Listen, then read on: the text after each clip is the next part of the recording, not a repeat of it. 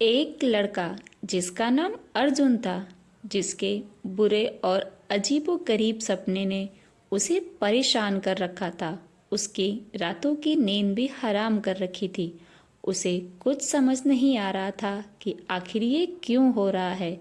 उसे सपने में वो सब क्यों दिखाई देता है जो रियलिटी में है ही नहीं। बहुत सोचने के बाद वो एक पहुँचे हुए महात्मा के पास गया, जिन्होंने उसे कुंभ में स्नान करने की सलाह दी। सालों बाद प्रयागराज के पवित्र कुंभ मेले में अपार जन सागर उमड़ा था। रंग बिरंगे साधु संत, श्रद्धालु और पर्यटक गंगा तट पर स्नान कर रहे थे। उसी भीड़ में अर्जुन भी भक्ति में लीन होकर गंगा में डुबकी लगा रहा था। तभी उसकी नज़र सामने खड़ी एक युवती पर पड़ी। युवती की आंखों में कुछ ऐसा आकर्षण था कि अर्जुन उसे एकटक देखने लगा। उस युवती का नाम सौम्या था। जैसे ही उसकी नज़र अर्जुन से मिली, उसके दिल में एक अजीब सी हलचल हुई। ऐसा लगा जैसे वे पहले भी मिल चुके हैं। लेकिन सवाल ये था कि कब और कहाँ। अर्जुन अपने घर को चला गया। रात को अर्जुन ने फिर एक विचित्र सपना देखा। उसने सपने में देखा कि वह एक योद्धा है जो एक छोटी रियासत का सेनापति है और सौम्या उस रियासत की राजकुमारी। वे दोनों एक दूसरे से प्रेम करते हैं। उन दोनों का प्रेम समय के साथ और गहरा होता गया, लेकिन इस रिश्ते का अंत तो कुछ और ही था। उनके रिश्तों को ना ही उनके परिवार ने समझा और ना ही समाज ने। सौम्या बहुत रोई, गिड़गिड़ाई, लेकिन उसके माता पिता ने उसकी एक न सुनी।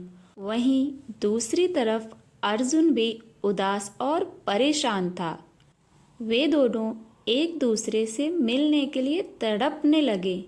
तभी एक घोषणा हुई कि महाराज ने उस सेनापति को मृत्युदंड की सजा सुना दी। इधर सेनापति की मृत्यु हुई और उधर राजकुमारी ने भी अपनी जान दे दी।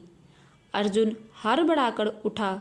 क्या यह सपना था या पिछले जन्म की कोई सच्चाई?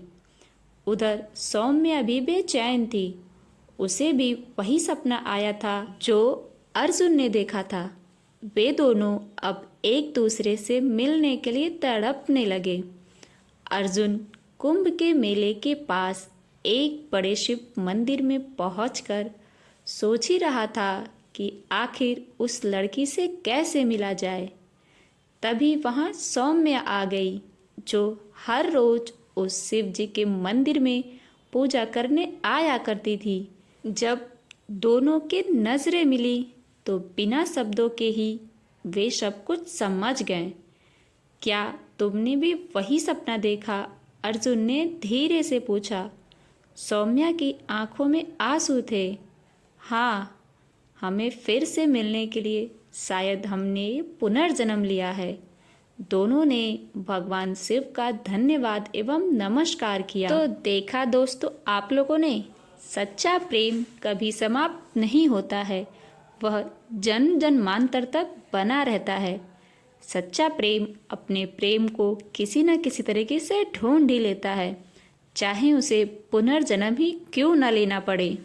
फ्रेंड्स, अगर आप भी किसी से प्रेम करते हो तो आप भी मुझे कमेंट करके ज़रूर बताना कि आपने अपने प्रेम के लिए क्या किया है और क्या कर सकते हैं।